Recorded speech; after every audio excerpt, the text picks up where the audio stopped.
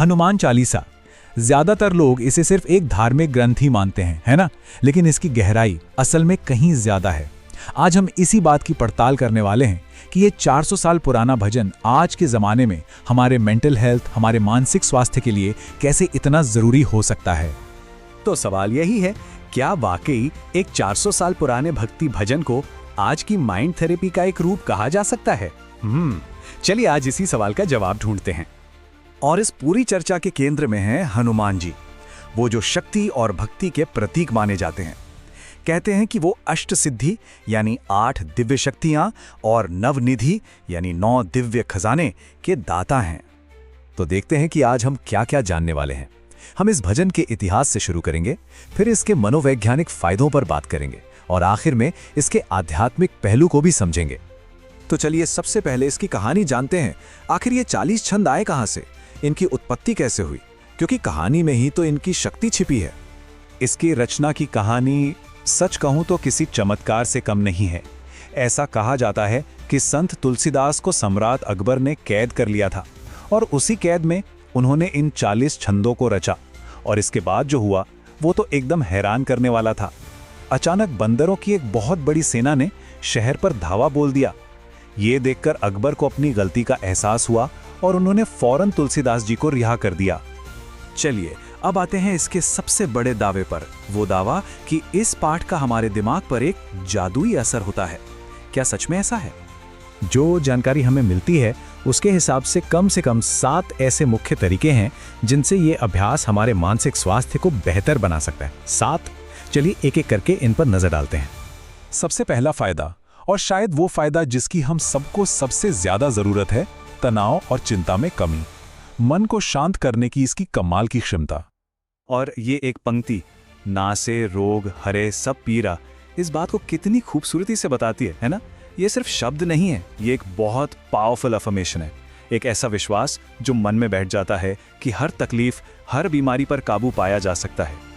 अब यहाँ बात बहुत दिलचस्प हो जाती है, क्योंकि ये सिर्फ आस्था की बात नहीं है, इसके पीछे कुछ साइंटिफिक वजहें भी दी जाती हैं। जैसे कि भजन की एक लय है, एक रिदम है जो मन को शांत करती है।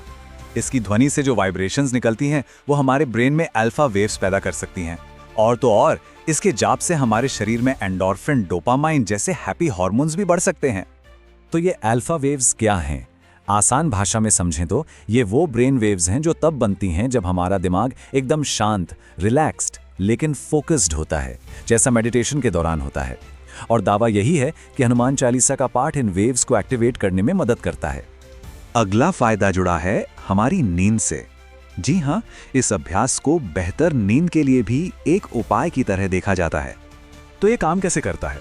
देखिए, जब दिमाग शांत होता है तो नींद ना आने की समस्या यानी इंसोम्निया कम होती है, शरीर रिलैक्स होता है और सबसे जरूरी बात, ये हमारे शरीर के नेचुरल स्लीप साइकिल को रेगुलेट करने में मदद करता है, खासकर जब रात में इसका पाठ किया जाए।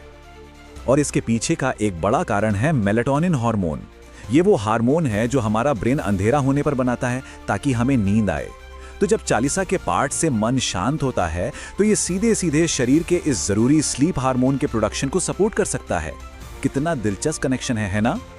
अच्छा, मन को शांत करने के अलावा एक और बहुत बड़ा फायदा है और वो है आत्मविश्वास में बढ़ोतरी।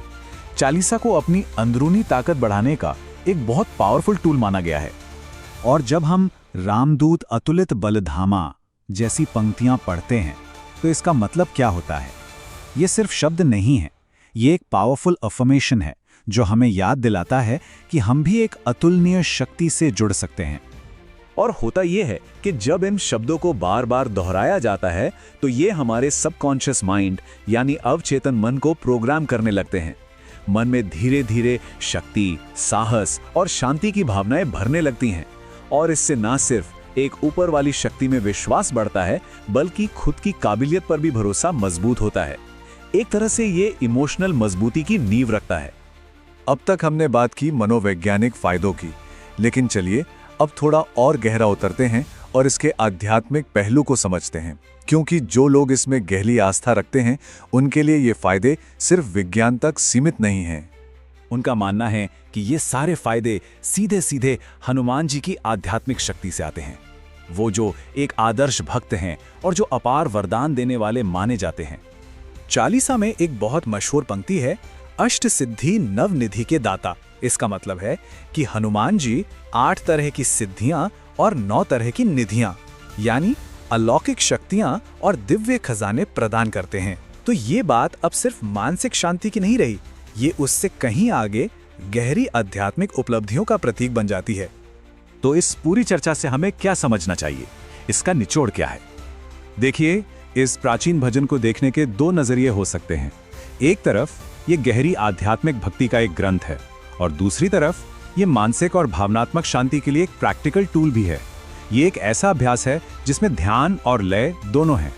और सबसे अच्छी बात यह है कि इसके फायदे महसूस करने के लिए किसी खास विश्वास प्रणाली का होना जरूरी नहीं है।